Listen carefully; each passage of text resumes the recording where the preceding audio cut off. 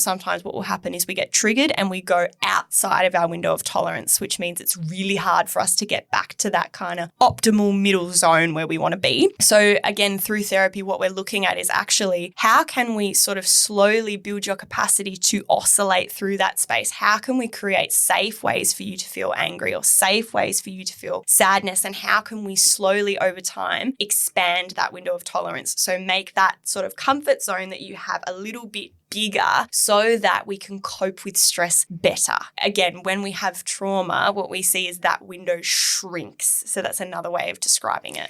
I think what also happens when that window shrinks, in response to that, we have to shrink our world. Absolutely. We have to minimize the relationships or the stress from work. We make our world smaller to try and stay in our window of tolerance. And again, there comes that point where people are like, okay, I've made my world as small as I possibly can and I'm still struggling and I'm not able to do the things that I want to do and have the relationships that I want to have. Without this language, they're essentially saying, I need my window of tolerance to be broader so I can actually live the life that I want to live. Absolutely. My guest today is Georgia Deslanders, a counsellor and psychotherapist based in Melbourne, whose work centres around supporting people healing from complex trauma. Georgia takes an integrative, deeply compassionate approach to therapy, bringing in somatic practices, mindfulness, and a range of evidence-based therapies to help clients reconnect with their inner strength and capacity for healing. In this episode, we talk about how complex trauma can shape our development, how therapy can support the nervous system to feel safe again, and what healing might actually look like and feel like over time.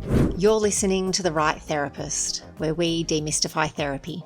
We'd like to begin by acknowledging the traditional custodians of the land on which we live and work. We pay our respects to elders past and present and extend that respect to all Aboriginal and Torres Strait Islander peoples listening today. Welcome, Georgia. Thank you so much for having me. No worries at all. I'm really curious about your work in general. And I'm interested in how you came to this work. Yes. So I think like a lot of us who are drawn to this work, I do have my own lived experience of complex trauma, help seeking, mental health, all of those sorts of things.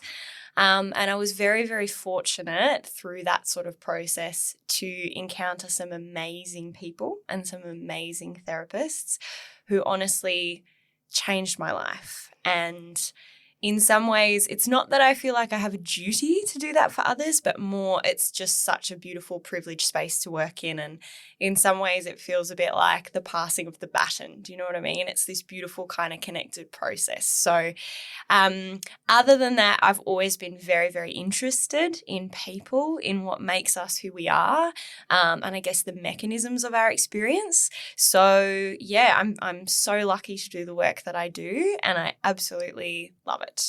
So yeah. Those amazing therapists that you saw. Yes. Just off the top of your head, what was good about them? What was it that was amazing? Oh, there's so many things. I think the biggest one is they very much empowered me to sort of come to realizations or resolutions myself. So it was very much they were facilitating me doing the work, as opposed to necessarily doing the work for me or even indulging my story sometimes, which was hard at first. And I definitely had a lot of resistance to that process. But it's ultimately, I guess, given me access to a sense of self that I think was always there, but just I had become a little bit obscured by the bullshit, to be honest. So I think a lot of it was around, giving me the skills in order to sort of navigate that, believing in me, giving me sort of a bit of that tough love when I needed it, and also integrating a beautiful sort of spiritual approach to the work, which has become very, very integral, not only to my life but also my practice. So, yeah. That's really beautiful. Can you say a bit about your work and how you work with people, who you work with and how you work with them? Yep. So it's a great question. It's going to take a minute to think about It's a big this. question. So in terms of, I guess, the clients that I work with, I do tend to work with a pretty large demographic. So I've done lots of different things over the last couple of years. So worked with adults, worked with families, worked with couples, worked with kids, adolescents. I would say now my practice very much centers around probably more the client's experience as opposed to a specific demographic. So often it is working with people who've had that experience of particularly complex and developmental trauma. So the last few years in particular, I've been spent working in the family violence community sector. So I do still see a lot of those clients. And I love working with women in particular as well, who've been through those sorts of experiences. And also, kids and young people as well. In terms of, I guess, how I work, that is a very beautiful and broad question. I think the things that I try to come back to is being very, person-centered, strengths-based, integrative in my approach. So I really like to sort of tailor what we're doing in collaboration with the person who's in front of me. So it's not necessarily that I'll go into a session with a really strict, process around what we're going to do. I like to sort of work in a really flexible way and sort of have fun with it and explore what's going to work best for that client. I am very integrative in the work that I do, and I utilize a lot of evidence-based modalities, but a lot of them do stem from that sort of trauma space. So I do a bit of a mix of what we call bottom-up and top-down approaches. Can you say a little bit about what that means, bottom up or top down? Yes, absolutely. So a top-down approach is, I guess, what you would call your typical talk therapy. So it tends to work with, cognition and our sort of intellectual narratives about ourselves and our experience. And it's super important and it's really effectual. But what we're sort of learning as like the research in the trauma space evolves is that it's kind of only one piece of the puzzle.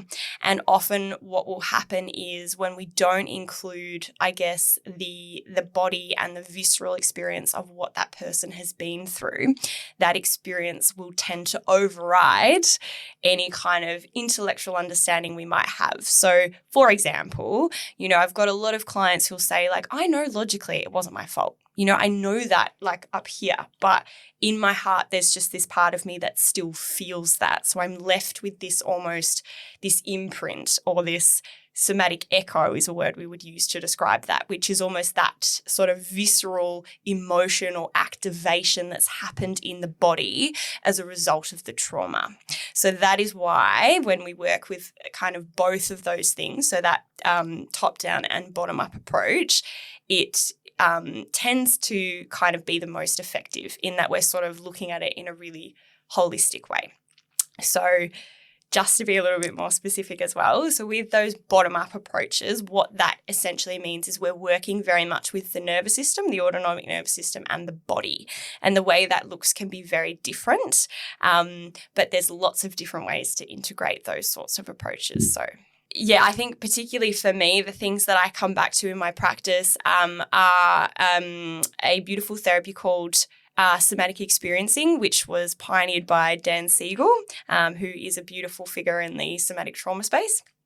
And other therapies as well, such as sensory motor psychotherapy by Pat Ogden, and somatic psychology in general, which sort of encapsulates a lot of different things. I also have recently started integrating EMDR as well, which has been awesome. But I guess the similarities between all of those things, it's very much working with what we will call the implicit memory system. So when we experience something that is very overwhelming for us, which we would typically classify as something that is traumatic, so something that essentially, overwhelms our system's capacity to cope, we will often kind of encode that memory in a way that is maladaptive or sort of dysfunctional. So what that means is essentially when we're in that state of overwhelm, when we're in that survival response, that fight or flight, that feeling of anxiety or dissociation or whatever it might be, our memory process becomes disrupted. And so what happens is the way that memory is stored in the brain is different. It kind of becomes a bit isolated and stuck and fragmented.